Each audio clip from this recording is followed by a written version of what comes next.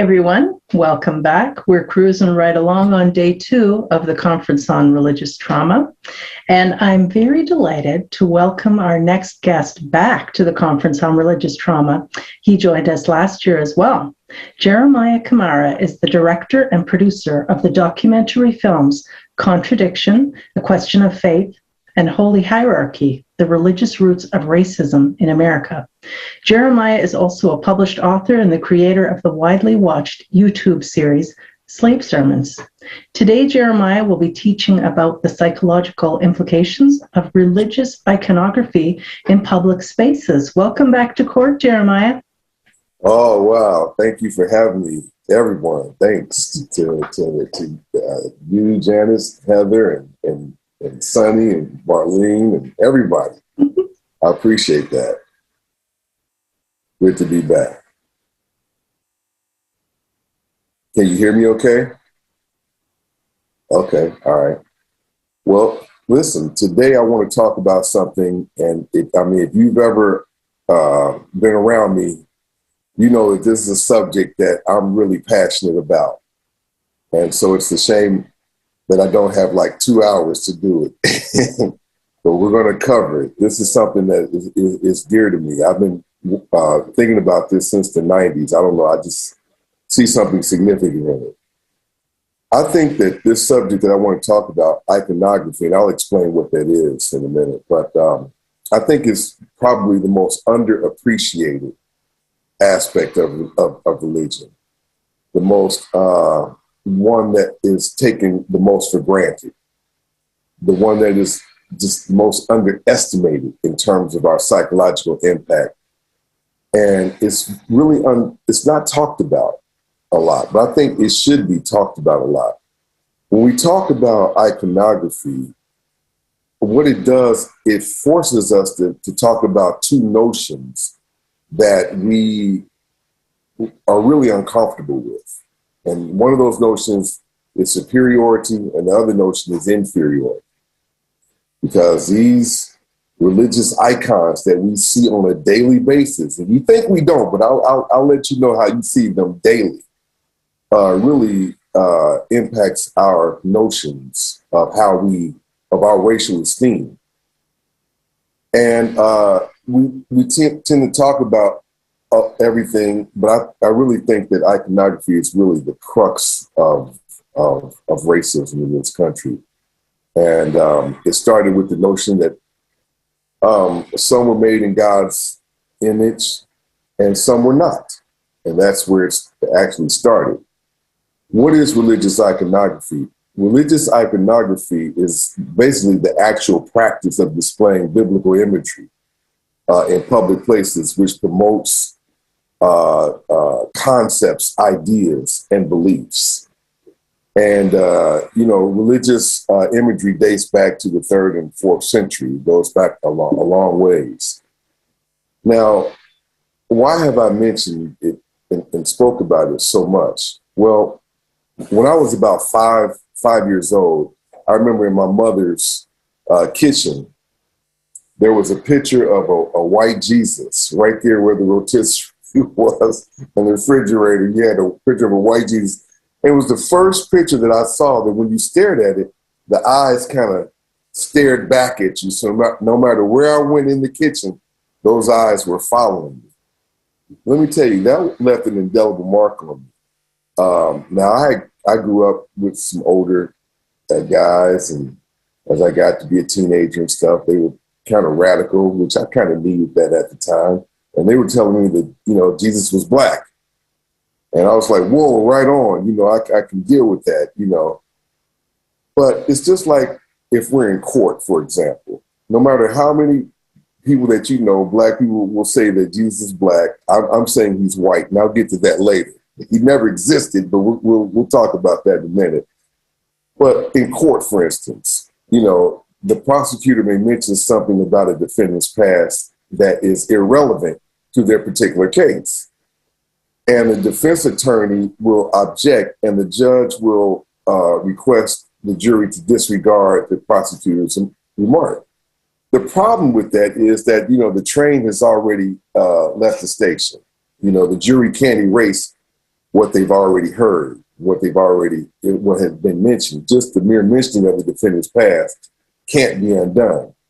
It's the same way that we look at this image that we have of Jesus. You see many black stores that might paint in black, but you can't undo what we've seen earlier, what we see on a daily basis. So it leaves an indelible mark. And in my film, Holy Hierarchy, The Religious Roots of Racism, I talk about how beliefs in a supreme being led to seamless notions of supreme human beings.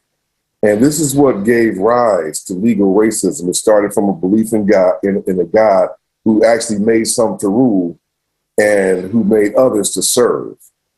And it's the mindset, that mindset upon which all this was, racism was built. This mindset didn't happen overnight. It happened through a series of court cases in Virginia. They're real boring, but they're very interesting. And I tried to make it as interesting as I could in my film, Holy Hierarchy, The Religious Roots of Racism in America. And we have to understand that many Bibles during the 18th century, they had images of white biblical characters throughout them, because you got to remember, a lot of people could not read. And so when you saw someone who was a great artist or someone who was a great storyteller, it made the Bible even more believable. And when we saw these images of Jesus and Moses and them, being white, enslaved blacks were thinking like, well, maybe they are white because we are the ones enslaved. So maybe there is something inherently biologically wrong with me. And so that notion that all men are created equal, that was penned, as we know, by a very, controversial figure in the first place. And we know that if lawmakers really believed that all humans were, created equal, then we wouldn't have had segregated systems, such as Jim Crow or even apartheid or the necessity of a movement that we know now as Black Lives Matter.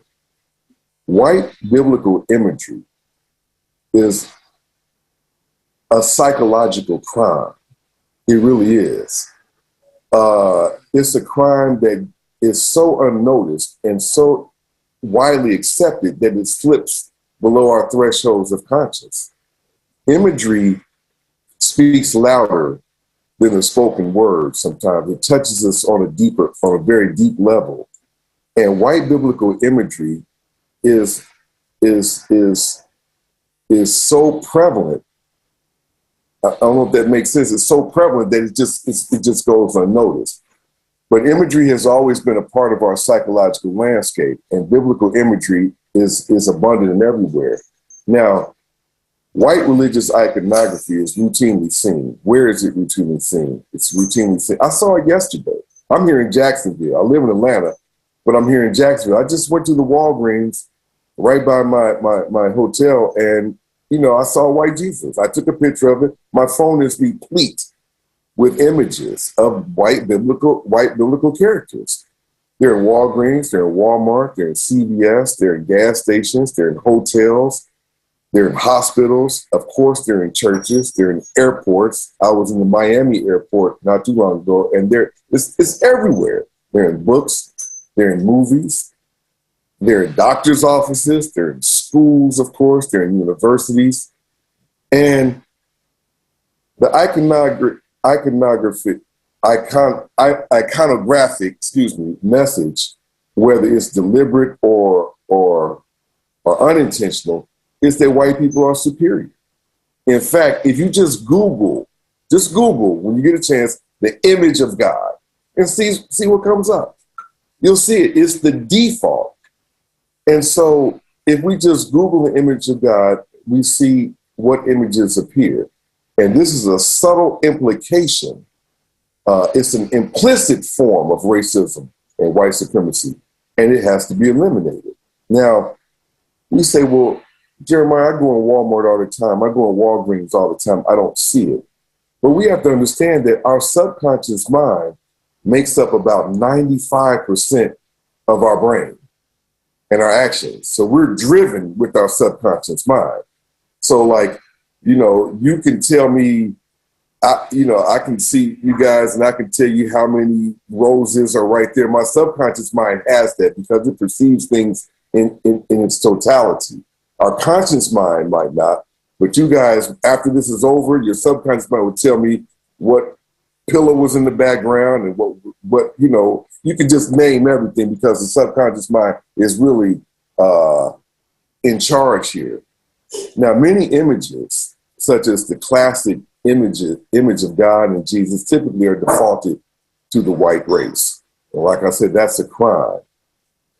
And when we subject Blacks and other non-whites to images that reflect an ethnicity that is different than their own, then we inherently do a psychological disservice to that individual. And the non-white often perceives this depiction as authentic, unfortunately, and unconsciously perceives themselves as subordinate and even sometimes as inferior. And no individual should be subjected to white religious iconography, especially in public places. So we need to bring attention to this ideology of superiority and inferiority.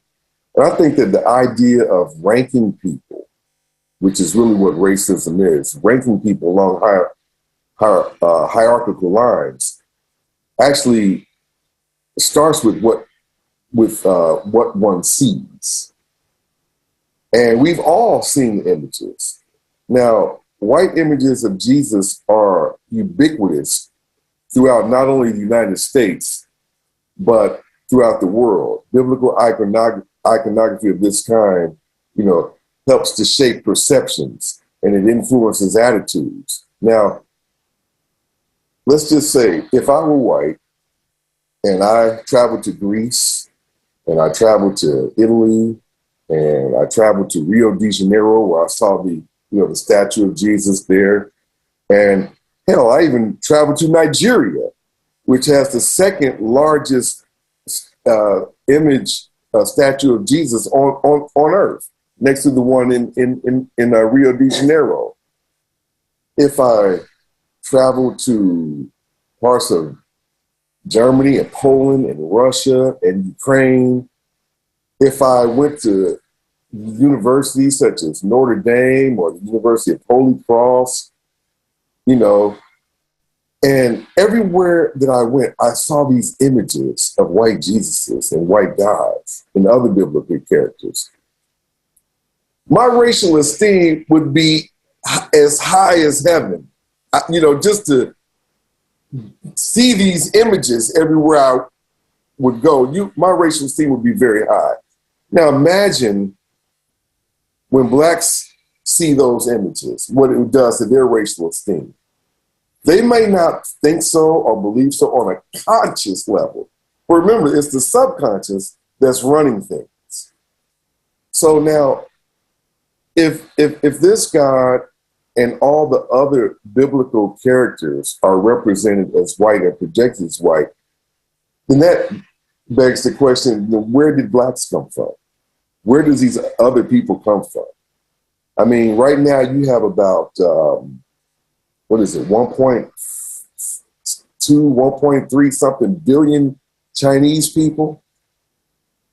And I think second is African. And I think whites make up, 8 to 10% of the world's population.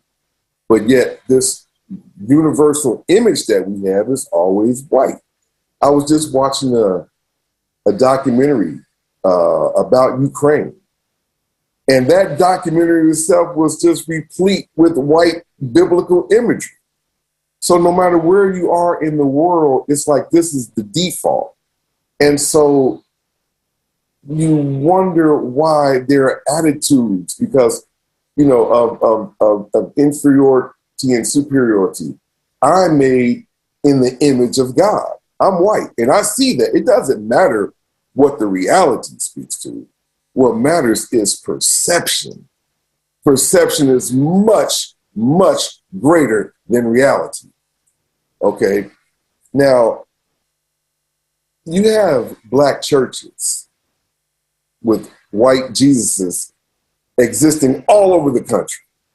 I could go here in Jacksonville right now, and I can run into dozens of Black churches that have fans with white Jesuses and everything. Now, just imagine the psychological damage that's taking place right there. Now, we have had time to change this. But remember what I said, the jury has already saw this image and it has stayed with them. So there's a lot of older people that just are okay with that white image. Now, the question is, how could a white person or a European person, especially, whites that live in Europe, how could they not see themselves as in some way superior? Those who are believers. Now, I could say you guys are non-believers and whatever. So if we say, well, Jesus couldn't have looked like this, it doesn't carry as much weight because you guys are non-believers in the first place. But that doesn't represent or reflect most of the world. When we see these images that are ubiquitous, it is an implied racism. It is an implied white supremacy, and it speaks directly to the matter of worth and value of various people. Now, here in Jacksonville, where I am now, they have this image downtown. I don't know if they torn it down, but it was an image of Andrew Jackson. I live in Atlanta, and Stone Mountain has images of, Andrew Jackson and Robert E. Lee, and Blacks are up in arms. Blacks and whites are up in arms. Let's get rid of these images. Let's tear these monuments down. These are slave owners. These are people that are Confederate whites, and they have no place in society. And we should tear them down. And I don't agree with that. I really don't, because I say that it's historical. Just like the Bible. I wouldn't say let's get rid of the Bible. Let's tear it down. Let's not put it. No, keep it, because it is history. This is a historical document. History and facts are two different things. Now, this is what I find really crazy, though. We could be up in arms about these white monuments that exist everywhere, but nobody's saying anything about the white biblical characters that exist everywhere. If Walmart was selling images of Andrew Jackson and Robert E. Lee and other Confederate people, we would be appalled. But it's okay to sell images of white Jesus during Christmas time and white candles with white Jesus. You go in Walmart today and see the magazine rack replete with white Jesuses. Okay, so that's okay. And I never really understood that. We're quick to say, well, if you point out the ethnicity of Jesus, they say, well, he couldn't have been white because he was born in this region. And what's most disturbing about this type of argument is that people are actually defending a myth. You're actually telling me where a myth was. That's another subject, because we could talk about that, but that's another subject. To believe that there was a man who died and was born of a virgin, and he died, he came back to life after 3 days, is nothing short of psychotic, being psychotic. You're so, you're disturbed. It's schizophrenia when you say this person is talking to you. But again, I digress from that. But, the world is changing. And Black Lives Matter has ushered in an age of appeasement. I have 40 commercials. Janice, I think you mentioned the other documentary that I'm working on. I have about 40, minimum of 40 commercials where there's blacks and whites, and I'm getting back on the subject here, where there's blacks and whites together in the commercial in a comical type of setting, because most commercials are comedy. Every single time, and I didn't say 95% of the time, I said 100% of the time when you have a black person and a white person together, it's always 100% of the time, the blacks that have all the answers, that are the smart ones, that are the ones that are in control. It's always the whites being goofy, the ones that just didn't know, the ones that don't get it, or the ones that made a mess of things. What you're trying to do is appease black people. We're in the age of appeasement right now. That doesn't work, okay? Blacks are in about 90% of all the commercials. I dare you to cut the TV on and look at commercials and not find blacks in them. You're not gonna find them. How can we be 13% of the population, but 90% of all the commercials? What you're doing is trying to appease black people to make us feel better. Listen, I'll be impressed when you pay attention to the white biblical imagery that exists in these churches, that exists in these hotels, that exists in these hospitals. Netflix has about a dozen religious shows, Netflix and Amazon, the Gospel of Paul, the Gospel of Mark, the Gospel of Matthew, the Gospel of John. These are all white characters. What are you implying? That God, his closest representatives are whites. This should be disallowed. It should not be allowed to happen. Now, you have Netflix that has 200 plus million subscribers worldwide. Can you imagine the people that are surfing through, Netflix and they run into those, and whether they watch it or not? Just a split second and your subconscious has grasped the notion or the idea that this Jesus and these God characters are white. Now, we could hold hands. We could sing Kumbaya. We can have black people hosting the Grammys. We could do all of these things, okay? But we have never, ever made attempts to eradicate white biblical imagery in this country that speaks directly to white supremacy. And it is an implicit form of racism that we just act like doesn't exist. We just had Easter and the Passion of the Christ was on, and I cut it on. I've never seen it, but I cut on, so let me see what this stuff is about. And in the first 5 minutes, after he got past the clouds and the imagery, there was a white man who was Jesus. And I'm thinking, your God actually has an ethnicity. That's comical. Like, your God actually has jealousy. Your God actually had a son. All these human characteristics. That's why you know a human being wrote it.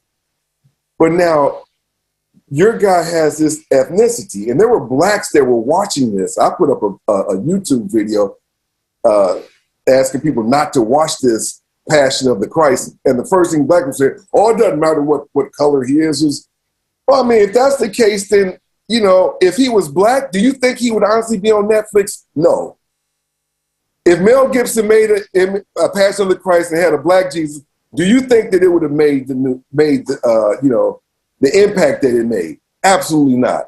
I just got a little two-fold brochure, okay, that came in the mail right before Easter, and it was a white Jesus, and it was inviting me to come to this Easter ceremony.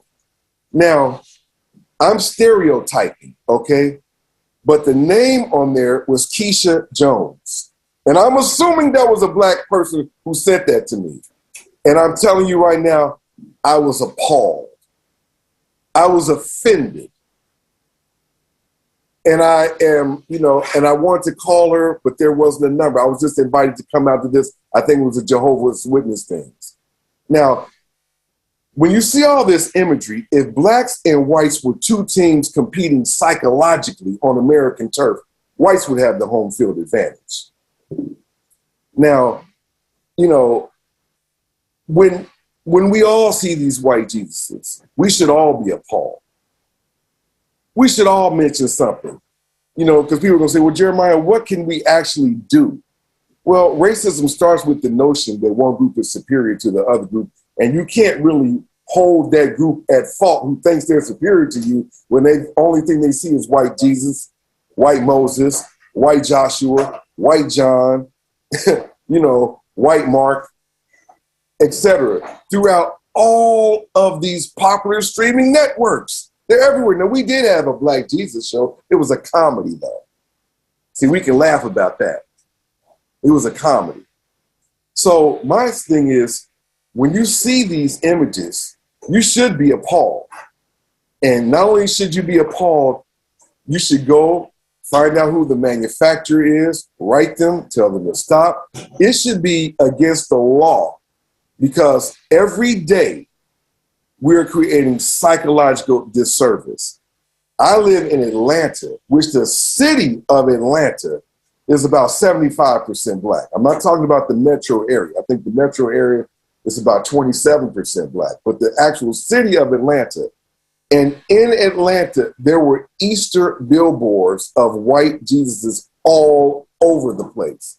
Now, I just drove here from Atlanta, and if you take 75, you go through a town called Tifton. Tifton is replete with white images of Jesus all throughout that highway. Do you realize that 75 is the most traveled highway in the United States? Do you know how many millions of people that's going to run across those images? So my question is, what are you actually saying? What are you implying when you see these things? So you'll have a white person say, well, hey, you're my friend, you're my brother, I don't care about that.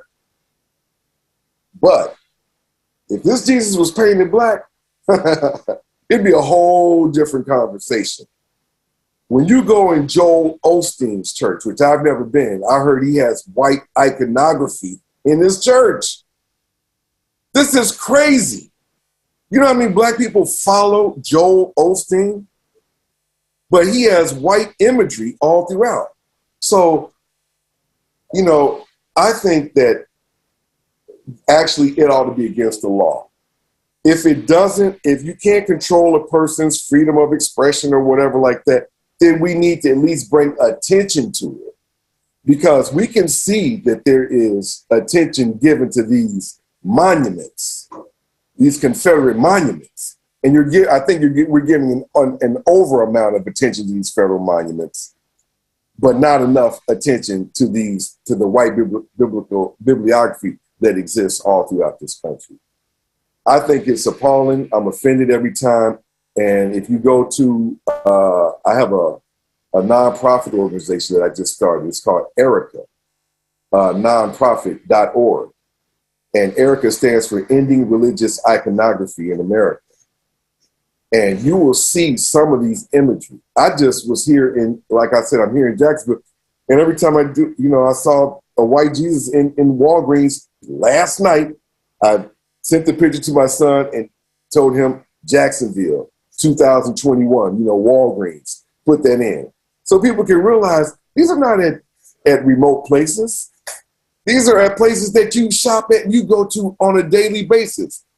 Around Christmas time, how many stores do you know sell Black nativity scenes? None. So now we'll all be in the jolly spirit, oh, Merry Christmas, and you're riding past all of these white nativity scenes, and it never dawns on you how overtly racist it is to project these icons in public places on the street for all of us to see. Well, see, because your computer logic says, well, wait a minute, Jesus is white, so his dad must be white. What the hell? You got the picture, I think it's by Leonardo da Vinci, I believe, the creation where they're reaching out and holding their hands. I saw a Black guy on ESPN during the COVID when they were, at home. In his house, behind the television, was the outstretched arm of a white God stretched to meet a white Adam. This is a crime. It really is a crime. So I don't want to hear about, Jesus doesn't have a color. Well, tell the Jehovah's Witnesses that. Because every pamphlet that they put out, and every time they come to your door, these black people, they're not going to have a picture of a black Jesus, ever. So if he doesn't matter, why is he white everywhere? And I tell people right now, yeah, Jesus is white. And they'll say, wait a minute, Jeremiah, hold on there. What do you mean Jesus is white? First of all, if you say he's black, you ought to be ashamed of yourself. That here's a Jesus that you say is black that allowed his own people to be at the bottom of every social category in the United States.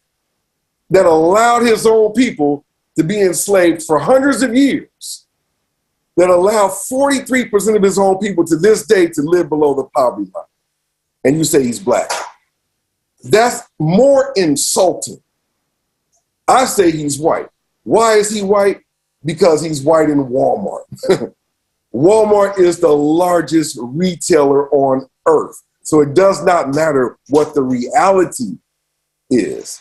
It is what the perception is. And if you were to ask 99% of white people, especially Jesus, they'll make up this, well, he was a Galilean Jew and he was born in this part of the world. Okay, you say that. But when you go to church and see your stained glass window with this white Jesus, you don't protest about that. What do you say? You go and say, listen, I think we ought to change this stained glass window here. I think we ought to change the iconography in this Bible here. I think we ought to stop the Ten Commandments from coming on every Easter. I think we ought to stop all these Netflix and Amazon shows that have these white images. Because I strongly believe that he couldn't have been white in that part of the world. No, you don't do that. You just accept it. So, to me, I believe that if we really are serious about making a change in the world, it starts with biblical iconography. If, for nothing else, we bring attention to how big, bad, and bodacious we are to project biblical characters as being white. That is a bold, bold move. And it goes above the threshold of everybody's conscience, whether they're an atheist or whether they're a believer. Nobody wants to talk about that. So I know that I went past my time, but I'll go ahead and take questions. Hopefully I can hear you. I know I got to 5:45 and it's 5:33, so I'll go ahead and take questions. You're so passionate about this topic, and it absolutely comes through. And I think it's imperative for all of us to hear what you have to say. Can you tell a little bit more about Erica? Erica is something that we just started, so we're still in the infancy stage on this. But right now, we talk about, when you go visit the page, we talk about the psychological damage that's being created. When you see these images, we show images everywhere.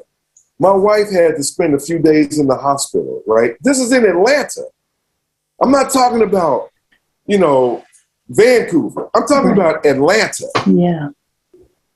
And before I could go up to see her, I had to pass by white biblical characters, your Moseses, your Jesuses, your God. This was in Atlanta. Wow. How could you be in Atlanta and not be appalled by this?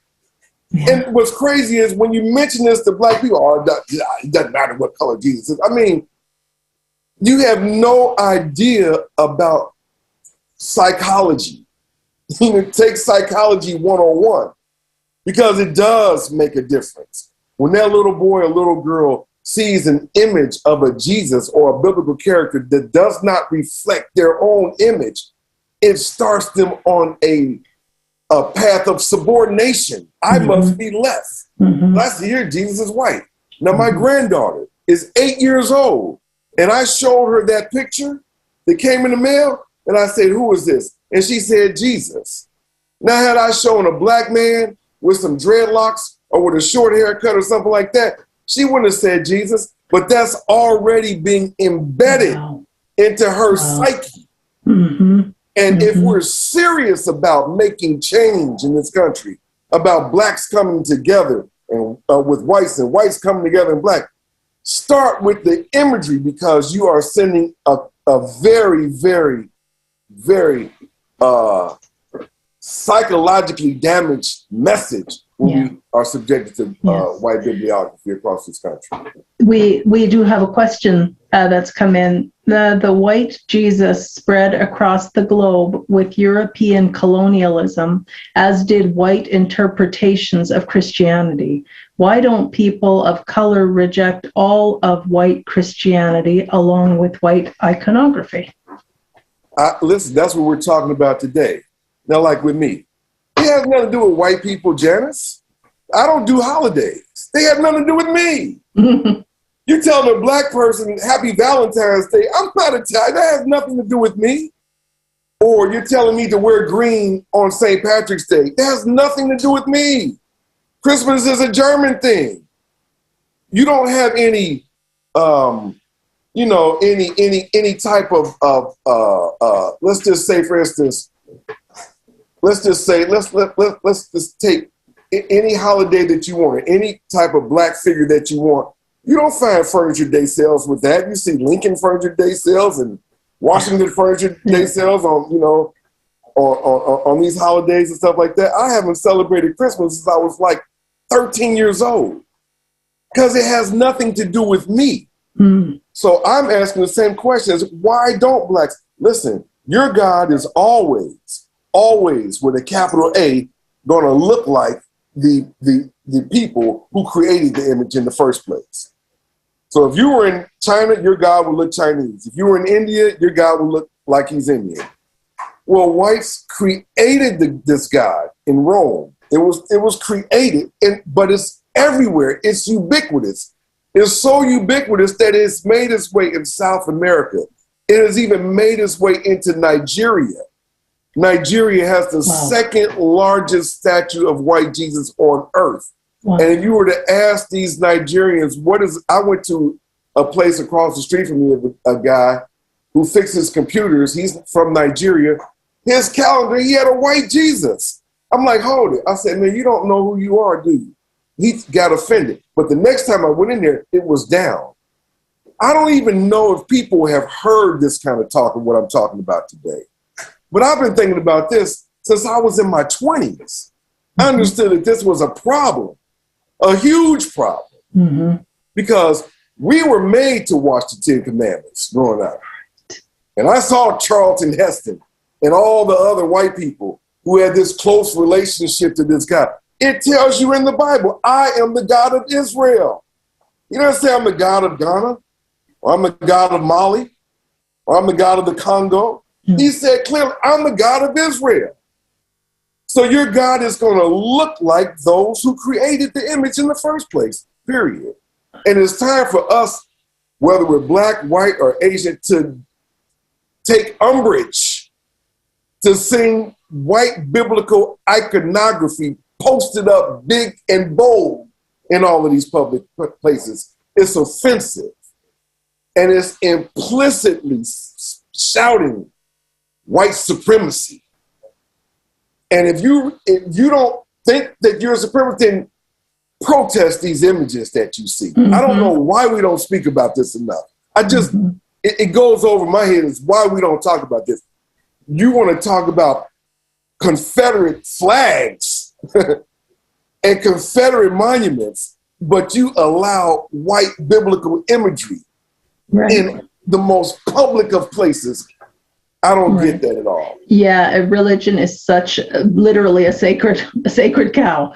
So people are just so hesitant to say anything against religion. And what you are telling us is just, boy, it is right on the money. I'm so grateful because I think a lot of the folks who are attending today have probably never really given this a second thought. So and thank you. Janice, I want people to listen. Don't take my word for it. Just go to Walmart, go to CVS, go to Walgreens, go to the gas station, go to the grocery store, Kroger's, go to Publix, go to the hospital, go to the airport, go to these very, very public places. I'm not talking about private facilities. And of course, go to your church and look at the white iconography that exists. Go there and just, say, damn, well, I never noticed it. You know why you didn't notice? Because it's so prevalent. If I try to read this like this, I can't because I'm too close to it. Once I move it away from me, now I can see the words. You have to step back from religion a little bit. You have to step back from your own self, so to speak, so you can see it. But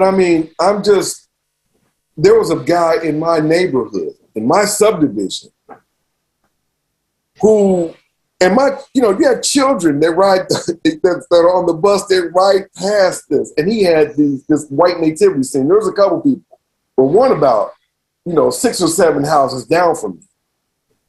And he had the white Jesus, the white baby. And so what are you implying to these black children? You had one of the largest churches in Atlanta, New Birth Baptist Church. It was formerly Eddie Long's church. He was a mega church preacher, right? I think Jamal Bryant or somebody has it right now. But it was one of the largest mega churches in Atlanta. Do you know that right in front of their church was a white nativity scene with a snow white baby Jesus? Now, if he didn't matter, you can call every city to the limit, and you're not going to find one church in this country that's going to put a picture of a black Jesus, a black image of a black Jesus, and black wise men around them or whatever like that. Not going to happen. There's not going to be one church in this country, white church in this country, that's going to have black iconography, biblical iconography. Not one. My question is, again, what are you implying when you don't say anything about it, when you are quiet about it, when you allow Netflix to carry on this psychological assault, when you allow Amazon Prime Video to carry on this psychological assault? Now, if you want to cling to your belief, that's fine, but let go of the imagery. That's the one thing I can say about Islam. I'm not pro-Islam, you know that. I'm not pro-religion at all, but Islam doesn't do imagery. So you're not going to see images of Allah anywhere. You're just not going to see that. So go ahead, if you want to cling to your belief, go ahead. But we all should step up and somewhere along the line fight to eradicate white biblical iconography in this country and the world. Yes. And we did have another comment here. Religious iconography in America also extends to statues with inscriptions of the 10 Commandments at public courthouses, "In God We Trust," "On Our Currency," etc. So it is just utterly pervasive in your nation. It is pervasive. Listen, my question is, and I'm not accusing you or any other white person, but my question is, how could whites not feel superior? Look at this. You can't, every dollar denomination that you have, it's got a white face on it. The money that we use, all the rappers are saying, hey, I want money, I want money. You get them? Look who's on there. Damn, if all the denomination had black people and the white iconography had black people, woo, my racial esteem as a black person would be through the roof. And I would see other people as different. Right. I would see you as the other. Like we're looked upon as the other. Right. Yeah, we're looked upon as the other because we were not the ones who created these images. You see? Yeah. So it's got to stop because I'm appalled every time I see it. Absolutely. So if people want to learn more about your work or your aspirations with Erica, do they go to your website, jeremiahcamara.com? They can, or they can email me at slave sermons, plural, slave sermons, just like my films on YouTube, slave sermons at Gmail. And they can also go to ericanonprofit.org and see the mess of religious iconography that exists in this country. I'm only doing this country. I didn't even take the images that exist elsewhere. Right. It's just this country, and they're all over the place. And we ought to be ashamed of ourselves, really, for allowing this to happen. You've given us tremendous food for thought, Jeremiah, and I thank you for coming back to CORT this year to remind us about this. It's just been really educational, so thank you very much. Thank you. I appreciate you having me on, Janice. Thank you so much.